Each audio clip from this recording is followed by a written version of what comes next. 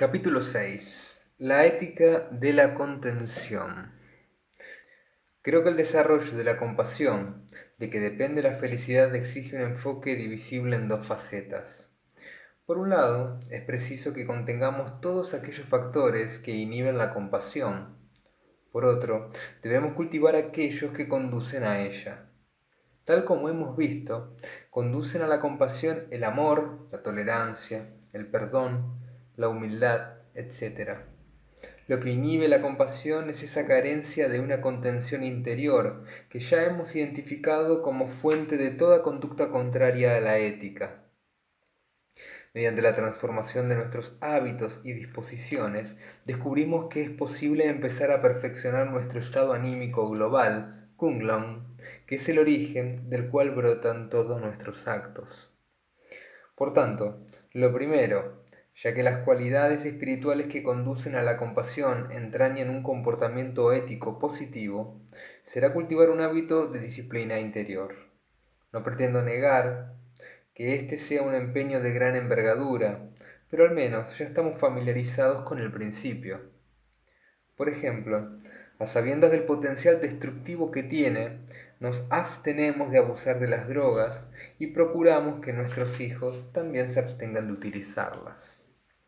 De todos modos, es importante reconocer que contener nuestra respuesta a los pensamientos y las emociones negativas no es mera cuestión de suprimirlas. También es crucial comprender a fondo su potencial destructivo. Si tan solo se nos dice que la envidia, que es una emoción potencialmente muy poderosa y destructiva, es algo negativo, no disponemos en realidad de una defensa suficiente contra ella. Si ordenamos nuestra vida siguiendo modelos externos, pero ignorando la dimensión interior, es inevitable que la duda, la ansiedad y otras aflicciones se desarrollen en nosotros y que así nos rehúya la felicidad. Ello es debido a que la auténtica disciplina interior o espiritual, al contrario que la mera disciplina física, no se puede alcanzar mediante la fuerza, sino sólo mediante un esfuerzo voluntario y bien sopesado.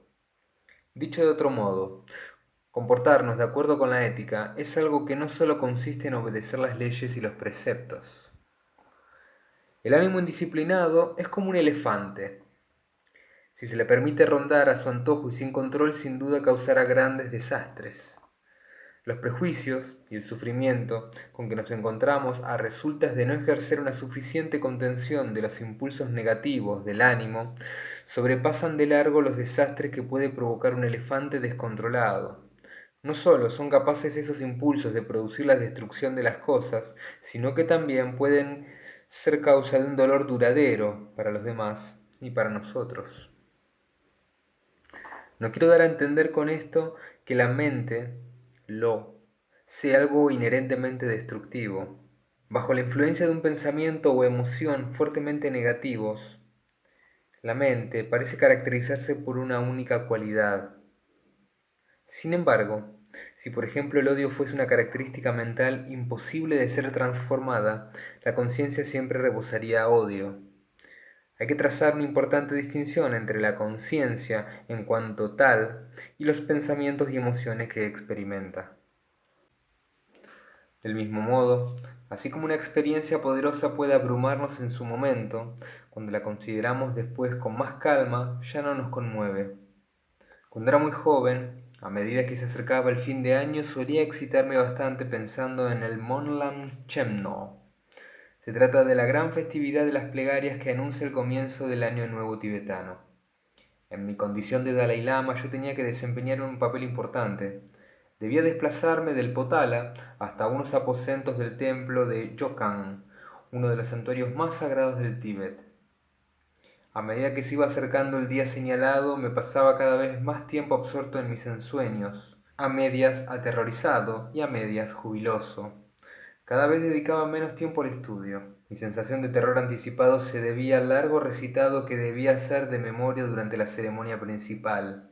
Mi excitación a la idea de tener que atravesar la inmensa muchedumbre de peregrinos y comerciantes que estarían apiñados en el mercado, a la entrada del templo. Aun cuando aquella sobreexcitación y aquella aversión que sentía eran sin duda muy reales en esos momentos, Hoy es evidente que me río de semejantes recuerdos. Estoy sobradamente acostumbrado a estas multitudes. Al cabo de tantos años de práctica, ese recitado ya no me altera.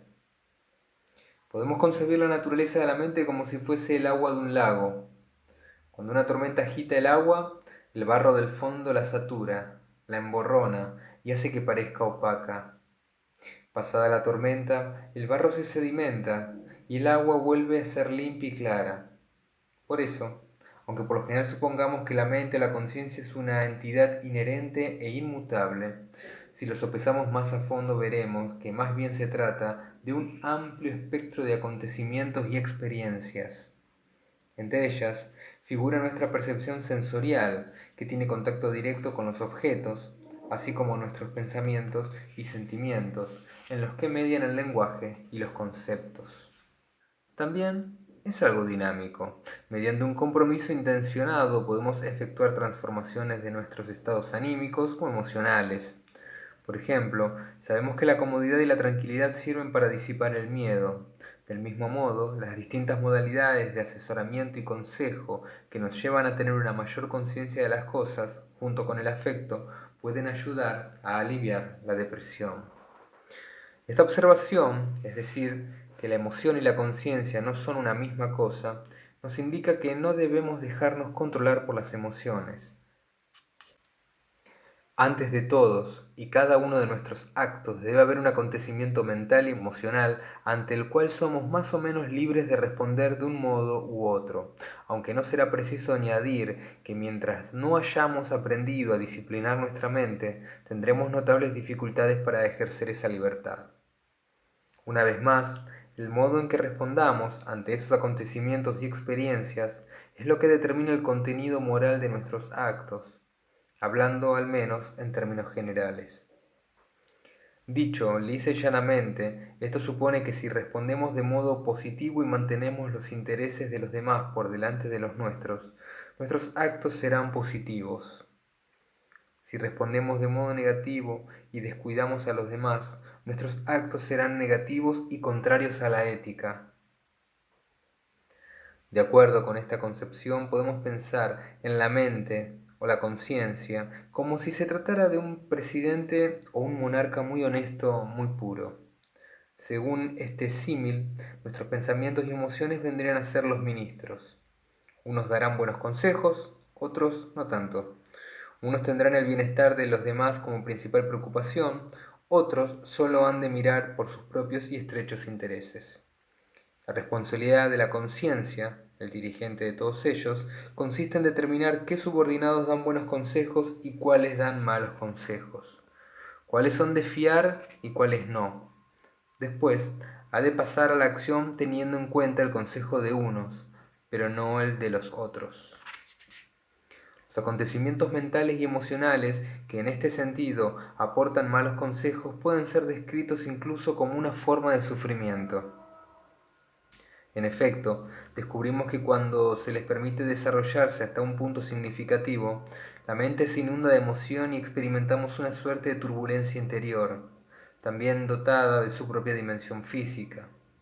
En un arranque de ira, por ejemplo, experimentamos un poderoso trastorno de nuestro equilibrio habitual, que muchas veces podrá ser percibido incluso por los demás.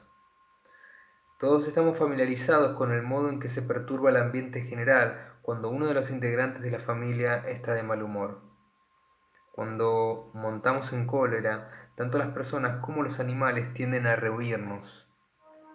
A veces, estas turbulencias son tan fuertes que nos cuesta un grandísimo esfuerzo contenerlas, y esto puede llevarnos incluso a arremeter contra los demás. De ese modo exteriorizamos nuestra turbulencia interior. No pretendo decir con esto que todos los sentimientos o emociones que nos producen inquietud sean por fuerza negativos. El atributo primario que diferencia las emociones ordinarias de aquellas que realmente socavan nuestra paz anímica es su componente cognitivo negativo. Un momento de pena no se convierte en una tristeza que nos desarma, a no ser que nos agarremos a esa sensación y le añadamos pensamientos e imaginaciones negativas. En el caso de la sobreexcitación que me producía aquella masificación de peregrinos y comerciantes, así Como en el del temor que me inspiraba aquel largo recitado, existía un componente añadido al sentimiento básico. Por medio de mis ensoñaciones, sin duda un tanto obsesivas, mi imaginación aportó un elemento superpuesto, que estaba más allá de la realidad de la situación. Y las fantasías que yo mismo me contaba sobre el acontecimiento venidero socavaban mi serenidad básica. Tampoco es todo el miedo como ese temor infantil que acabo de describir.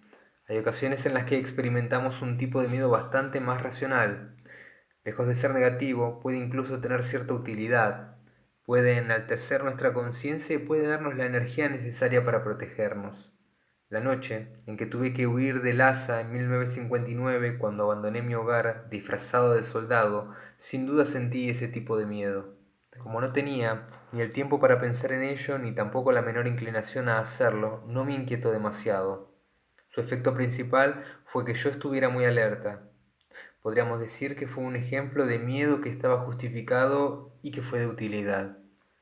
El miedo que sentimos en relación con una situación que resulta delicada o crítica también puede estar justificado. Aquí me refiero a lo que sentimos cuando debemos tomar una decisión que según sabemos tendrá gran repercusión en la vida de los demás. Ese miedo puede desconcentrarnos un tanto, pero el miedo más peligroso y más negativo es el miedo que resulta completamente irracional, pues puede abrumarnos y paralizarnos por completo. En tibetano llamamos Nyonmon a esos acontecimientos emocionales negativos. Esa expresión significa literalmente lo que nos aflige por dentro, o tal como suele traducirse emoción aflictiva. Según este concepto y en términos generales, todos esos pensamientos, emociones y acontecimientos mentales que reflejan un estado anímico, Kunglong, negativo, o no compasivo, socavan de manera inevitable nuestra experiencia de la paz interior. Todos los pensamientos y emociones negativos, como el odio, la ira, el orgullo, la lujuria, la codicia, la envidia, etc., son considerados aflicciones en este sentido. Estas emociones aflictivas son tan fuertes que si no hacemos nada por contrarrestarlas, por más que no haya nadie que no tenga su vida en alta estima, puede conducirnos al extremo de la locura e incluso al suicidio. Pero, como semejantes extremos no son lo habitual, tendemos a ver las emociones negativas como parte integrante de nuestro espíritu, acerca de las cuales es bien poco lo que podríamos hacer.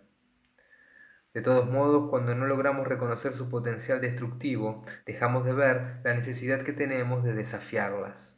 De hecho, lejos de hacerlo, tenemos la tendencia de nutrirlas y reforzarlas. Y esto es lo que les proporciona el terreno abonado sobre el que mejor pueden crecer. Sin embargo, tal como veremos, su naturaleza es enteramente destructiva.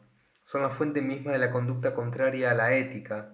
Son también el fundamento de la ansiedad, la depresión, la confusión y el estrés, rasgos característicos de nuestra vida en la actualidad. Los pensamientos y las emociones negativas son lo que de hecho obstruye nuestra más elemental aspiración, la aspiración de ser felices y de evitar el sufrimiento. Cuando actuamos bajo su influencia, olvidamos del todo la repercusión que nuestros actos tienen sobre los demás. De ese modo, son la causa de nuestro comportamiento destructivo para con nosotros y para con los demás.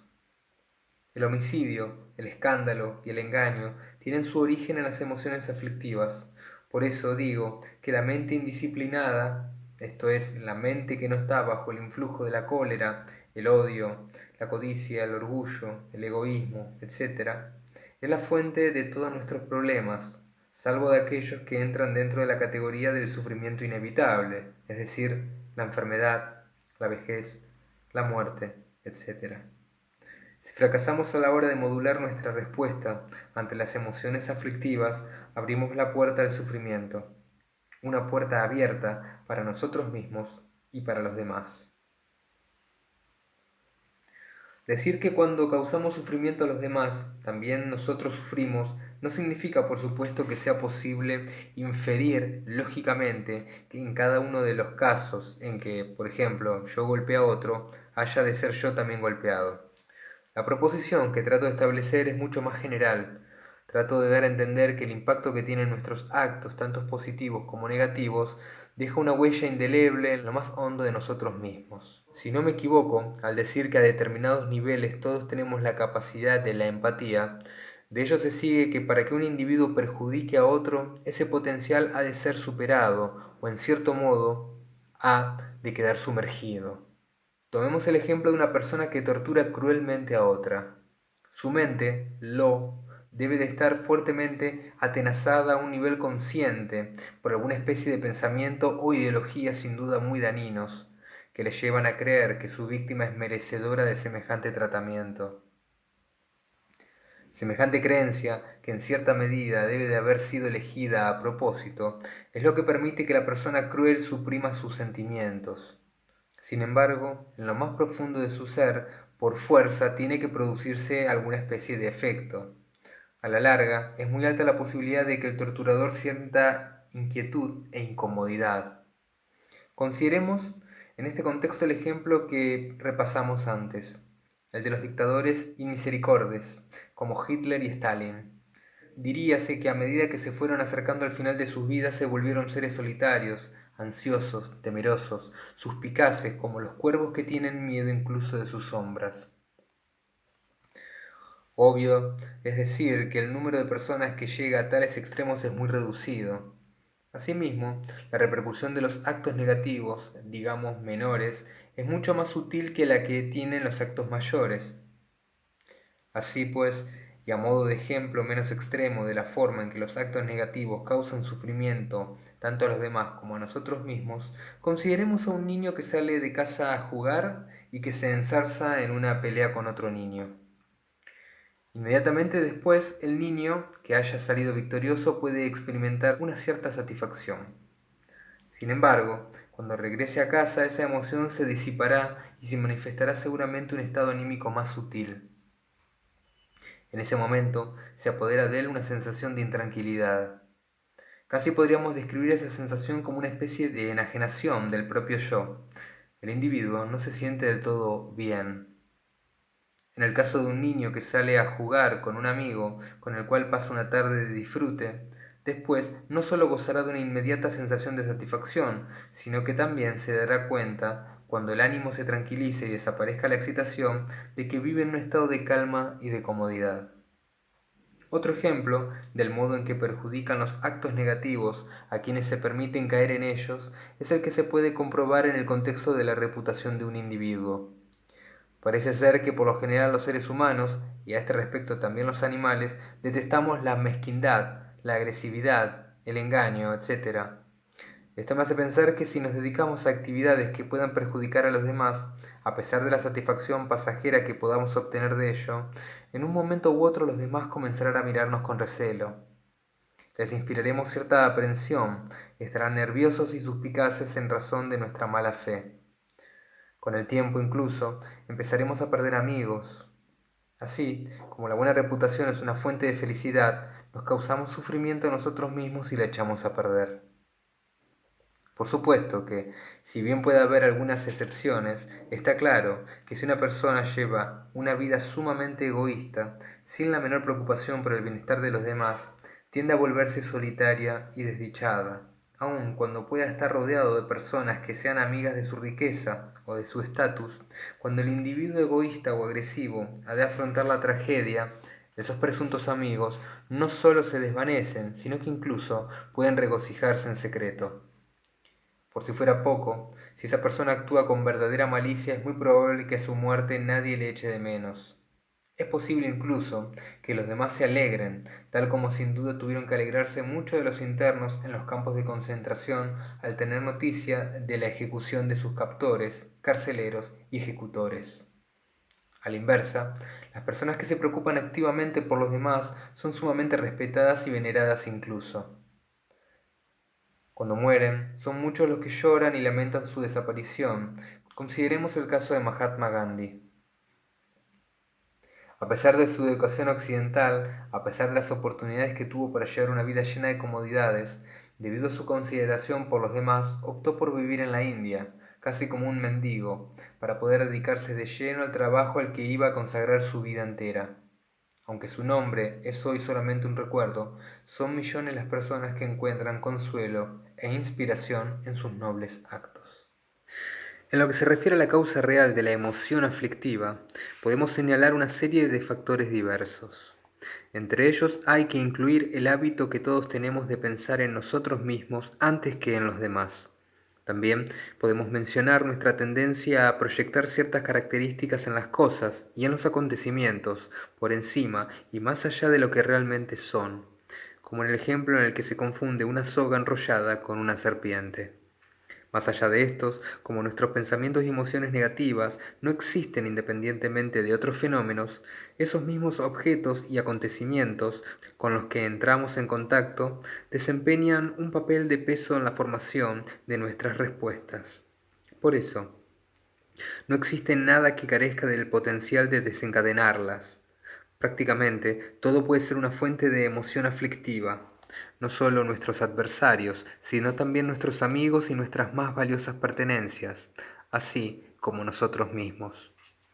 Esto nos hace pensar que el primer paso que hay que dar en el proceso requerido para contrarrestar, de hecho, nuestros pensamientos y emociones negativas, consiste en rehuir aquellas situaciones y actividades que por lo normal darían pie a su presencia. Por ejemplo, si nos encolerizamos cada vez que nos encontramos con una persona determinada, tal vez sea preferible no estar con ella, al menos hasta que no desarrollemos algo más, nuestros recursos internos. El segundo paso consistiría en evitar las condiciones reales que nos conducen a esos pensamientos y emociones tan fuertes. No obstante, esto presupone que habremos aprendido a reconocer las emociones aflictivas tal como surgen en nuestro interior. Y esto no siempre es fácil. Así como el odio es una emoción muy intensa cuando se desarrolla plenamente, en sus etapas iniciales puede tratarse tan solo de una cierta aversión frente a un objeto o acontecimiento, y esa aversión puede ser incluso muy sutil. Incluso en sus etapas de desarrollo más avanzado, las emociones aflictivas no siempre se manifiestan de manera dramática. El asesino puede estar relativamente tranquilo en el momento de accionar el gatillo. A este fin, debemos prestar estrecha atención a nuestro cuerpo y a sus actos, a nuestro habla y a lo que decimos, a nuestros corazones y mentes, a lo que pensamos y sentimos. Debemos estar ojo a visor, atentos a captar al vuelo la más leve negatividad y hacernos de continuo preguntas tales como ¿soy más feliz cuando mis pensamientos y emociones son negativas y destructivas o cuando son íntegras? ¿O cuál es la naturaleza de la conciencia? ¿Existe en sí misma y de por sí o existe en dependencia de otros factores? Es preciso que pensemos y que pensemos. Deberíamos ser como ese científico que recoge infinidad de datos, los analiza y llega con cautela a la conclusión más apropiada. Adquirir conocimiento de nuestra propia negatividad es una tarea que ha de llevarnos toda la vida, una tarea que es susceptible de un refinamiento casi infinito, pero a menos que la emprendamos, seremos incapaces de ver dónde debemos introducir los cambios más necesarios en nuestra vida. Si invirtiéramos siquiera una fracción mínima del tiempo y del esfuerzo que consumimos en actividades triviales, como los cotilleos sin sentido y otras similares, en la adquisición del conocimiento preciso de la verdadera naturaleza de la emoción aflictiva, creo que semejante nimiedad tendría una tremenda repercusión en nuestra calidad de vida. Tanto el individuo como la sociedad se beneficiarían de un gesto así. Una de las primeras cosas que descubriríamos es lo destructivas que pueden llegar a ser, y son, de hecho, las emociones aflictivas. Y cuanto más desarrollemos la debida apreciación de su naturaleza destructiva, tanto menor será nuestra inclinación a dejarnos llevar por ellas. Por sí solo, esto ya tendría un enorme impacto en nuestras vidas. Consideremos que los pensamientos y las emociones negativas no solo destruyen nuestra experiencia de la paz, sino que también deterioran nuestra salud. En el sistema médico del Tíbet, la ira es considerada una de las fuentes principales de muchas enfermedades, incluidas las que se relacionan con la elevada tensión sanguínea, el insomnio y los trastornos degenerativos. Esta visión cada vez resulta más aceptada por la medicina alopática. Otro de mis recuerdos de infancia sirve aquí de ilustración sobre el modo en que nos perjudican las emociones aflictivas. Cuando yo era un adolescente, uno de mis pasatiempos preferidos consistía en hacer pequeños reajustes a los automóviles antiguos de mi predecesor, el 13º Dalai Lama había adquirido poco antes de morir en 1933. Eran 4 en total, 2 Austin pequeños de fabricación británica, un Dodge y un Jeep bastante desvencijado, estos dos de fabricación americana. Eran prácticamente los 4 únicos vehículos automóviles que existían en todo el Tíbet. Para el joven Dalai Lama, esas reliquias polvorientas tenían un atractivo irresistible. Yo anhelaba verlos funcionar de nuevo. Mi sueño secreto era, en efecto, aprender a conducir. Solo después de mucho dar la lata a diversos funcionarios del gobierno, pude encontrar por fin a uno que sabía algo de automóviles. Se trataba de Lapka Sering, procedente de Kalimpong, una población mediana que estaba muy cerca de la frontera con la India. Recuerdo que un día estaba tratando de poner a punto el motor de uno de los coches y que de pronto soltó la llave inglesa. Lanzó una palabra malsonante y se puso en pie con un gesto brusco. Por desgracia se le olvidó el capó abierto justo encima de él y se dio un terrible golpetazo en la cabeza. Con tremenda sorpresa vi que en vez de salir con cuidado volvió a darse otro golpetazo todavía más fuerte. Permanecí un instante pasmado ante semejante actitud y enseguida descubrí que no era capaz de contener la risa. El estallido de cólera del Apka Sering solo dio por resultado un par de contusiones de bastante consideración. Tuvo mala suerte. Sin embargo, a partir de esto vemos de qué modo las emociones aflictivas destruyen una de nuestras cualidades más preciadas, es decir, la capacidad de mantenernos alertas y de discriminar con atención. Despojados de todo aquello que nos permite juzgar entre lo correcto y lo erróneo, evaluar lo que tiene probabilidades de suponer un beneficio duradero y lo que tal vez sea solo un beneficio pasajero para uno mismo y para los demás, y de discernir cuál ha de ser el resultado probable de nuestros actos, somos poco menos que meros animales. No es pues de extrañar que bajo la influencia de las emociones aflictivas hagamos justamente aquello que jamás se nos habría ocurrido hacer. Esta supresión de nuestras facultades críticas apunta todavía a otra característica negativa de este tipo de acontecimiento mental y emocional. Las emociones aflictivas nos engañan, parecen ofrecernos satisfacción, pero lo cierto es que no nos la aportan. De hecho, aunque tal emoción se nos presente bajo el disfraz de un ente protector, como si fuese a darnos arrojo y fuerza, enseguida descubrimos que esa energía es esencialmente ciega. Las decisiones que tomamos bajo esa influencia son a menudo una fuente de arrepentimiento. Es muy frecuente que semejante enojo sea en realidad indicativo de una debilidad inequívoca, no de la fuerza. La mayor parte de nosotros hemos experimentado cómo se deteriora una discusión hasta el punto de que una persona se vuelve verbalmente agresiva, insultante, y eso es un síntoma bien claro de la fragilidad propia de la postura que sostiene. Además, no nos hace ninguna falta el enojo para desarrollar el coraje, el valor, la confianza en uno mismo. Tal como hemos de ver, esto se puede conseguir por otros medios. Las emociones aflictivas también tienen una dimensión irritante. Nos animan a suponer que las apariencias se corresponden invariablemente con la realidad. Cuando nos encolerizamos o nos invade el odio, tendemos a relacionarnos con los demás como si sus características fuesen inmutables. Cualquier persona nos puede parecer dudosa e incluso rechazable de la cabeza a los pies.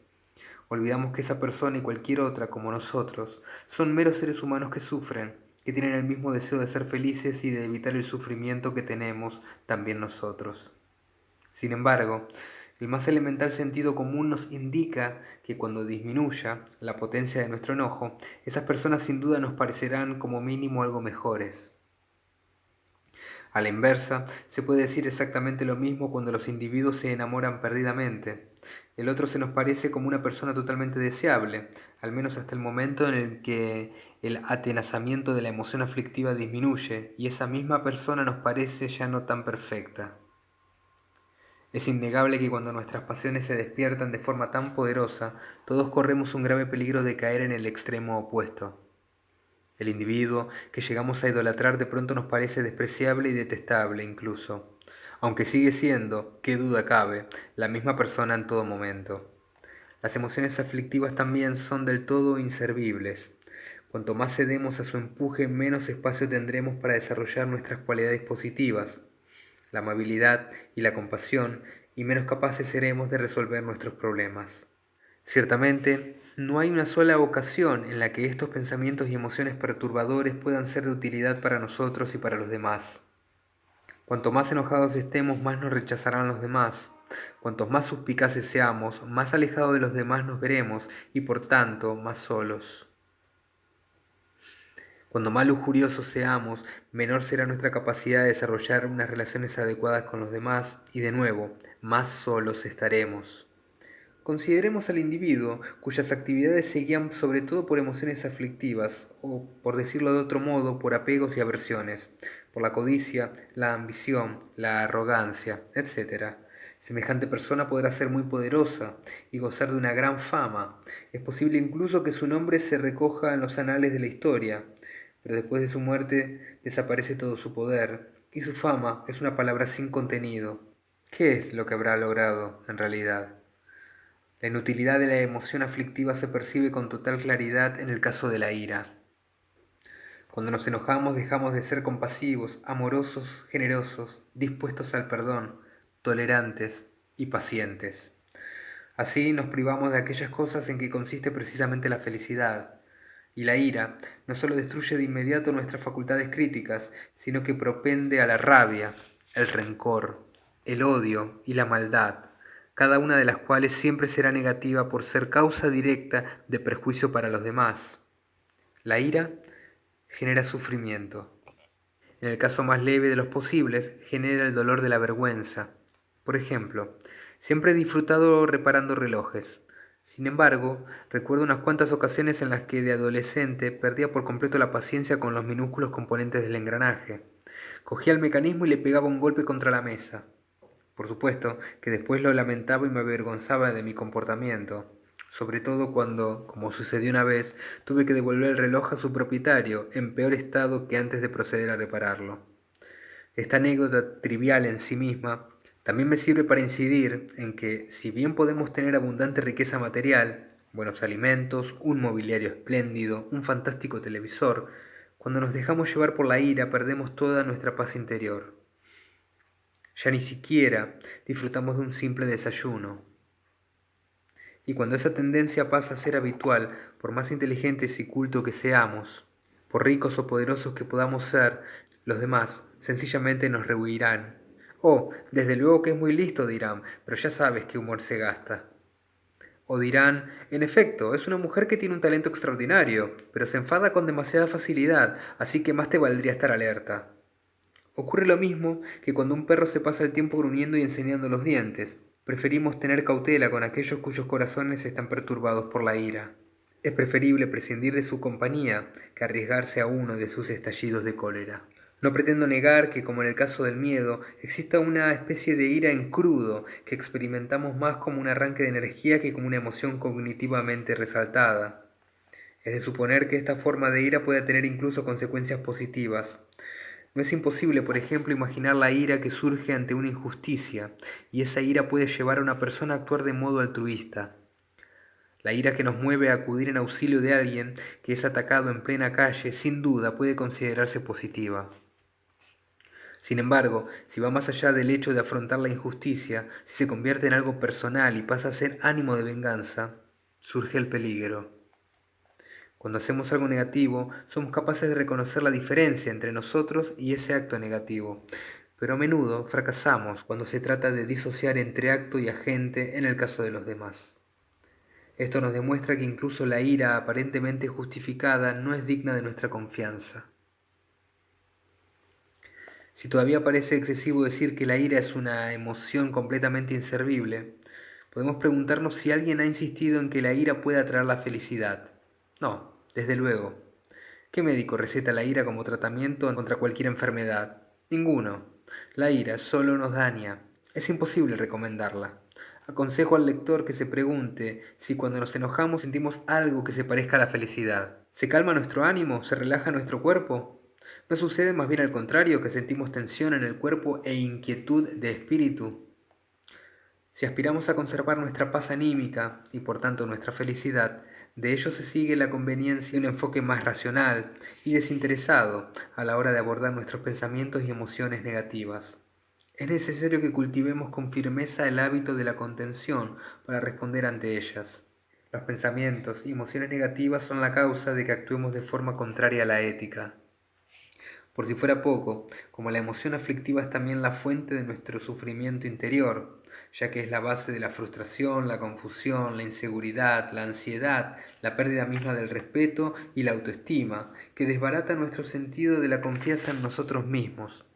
Fracasar en el cultivo de la contención significa que seguiremos inmersos en un estado de perpetua intranquilidad mental y emocional. La paz interior no estará a nuestro alcance. En lugar de la seguridad habrá siempre inseguridad. Nunca estaremos lejos de la ansiedad y la depresión. Hay quien entiende que, aun cuando puede ser correcto tratar de dominar esos sentimientos de intenso odio que pueden llevarnos a ser violentos e incluso a matar, corremos al mismo tiempo el peligro de perder nuestra independencia cuando contenemos nuestras emociones y tratamos de disciplinar nuestro espíritu. En realidad, la verdad está justamente en todo lo contrario. En cuanto a contrapartidas del amor y la compasión, la ira y la emoción aflictiva jamás serán de provecho y nunca llegan a consumirse. Antes bien, tienden a aumentar como el caudal de los ríos en verano, cuando se derriten las nieves, de modo que lejos de ser libre, nuestro espíritu se ve esclavizado y termina por quedar inutilizado. Cuando nos complacemos en nuestros pensamientos y emociones negativas, es inevitable que terminemos por acostumbrarnos a ellas, a consecuencia de lo cual somos más propensos a ellas y estamos cada vez más controlados por ellas. Nos habituamos a estallar cada vez que nos vemos en circunstancias desagradables. La paz interior, que es la característica principal de la felicidad, no puede coexistir con la ira sin que una y otra se socaven mutuamente. Es cierto que los pensamientos y emociones negativos socavan las causas mismas de la paz y la felicidad. De hecho, si lo pensamos como es debido, resulta totalmente contrario a la lógica buscar la felicidad si no hacemos nada para contener la ira, el rencor y los pensamientos y emociones maliciosos. Vale la pena considerar que cuando nos dejamos llevar por la ira, empleamos palabras ásperas. Las palabras ásperas pueden destruir incluso una amistad. Como la felicidad brota en el contexto de nuestra relación con los demás, si destruimos la amistad, socavamos una de las condiciones de la felicidad misma. Decir que necesitamos dominar la cólera y los pensamientos y emociones negativas no significa que debamos negar nuestros sentimientos. Hay que establecer una distinción de suma importancia entre contención y denegación. Aquella constituye una disciplina voluntariamente adoptada y practicada sobre la base de la apreciación de los beneficios que puede depararnos. Y esto es muy distinto del caso de una persona que suprime emociones tales como la ira solo por pensar que debe presentar la apariencia de ser una persona muy capaz de controlarse, o por miedo a lo que puedan decir o pensar los demás. Semejante conducta es como tratar de cauterizar una herida que sigue infectada. Una vez más, insisto en que no hablo de una serie de normas que sea preciso cumplir. Cuando se produce la denegación y la supresión, a mi juicio existe el peligro de que el individuo almacene en su interior la ira y el resentimiento. El problema que se produce es que en algún momento del futuro ya no pueda contener esos sentimientos por más tiempo. Dicho de otro modo, existen pensamientos y emociones que es apropiado e incluso importante expresar abiertamente, incluso si son de carácter negativo. Si bien existen maneras más o menos apropiadas de hacerlo. Hacer frente a una persona o a una situación es mucho mejor que ocultar nuestro enojo, meditarlo y nutrir de ese modo el resentimiento en nuestro corazón. Ahora bien, si expresamos indiscriminadamente los pensamientos y emociones negativas simplemente sobre la base de que es preciso expresarlos, cabe una muy alta probabilidad, por todas las razones que he expuesto, de que perdamos el dominio de nosotros mismos y tengamos una reacción desproporcionada. Por eso, lo importante es discriminar tanto en lo que se refiere a los sentimientos que expresamos como en lo tocante al modo de expresarlos. Tal como yo la entiendo, la felicidad genuina se caracteriza por la paz interior y surge en el contexto de nuestras relaciones con los demás. Por lo tanto, depende de la conducta ética, y esta consiste a su vez en una serie de actos realizados de tal modo que se tenga en consideración el bienestar de los demás. Lo que nos impide dedicarnos a esa conducta compasiva es la emoción aflictiva. Así las cosas, si deseamos ser felices necesitamos dominar nuestras respuestas ante los pensamientos y emociones negativas. A eso me refiero cuando digo que debemos domesticar a ese elefante salvaje, que es el espíritu indisciplinado. Cuando no logro contener mi respuesta ante la emoción aflictiva, mis actos son contrarios a la ética y obstruyen las causas de mi felicidad. Aquí no estamos hablando de alcanzar el estado del Buda, no hablamos de lograr la unión con Dios.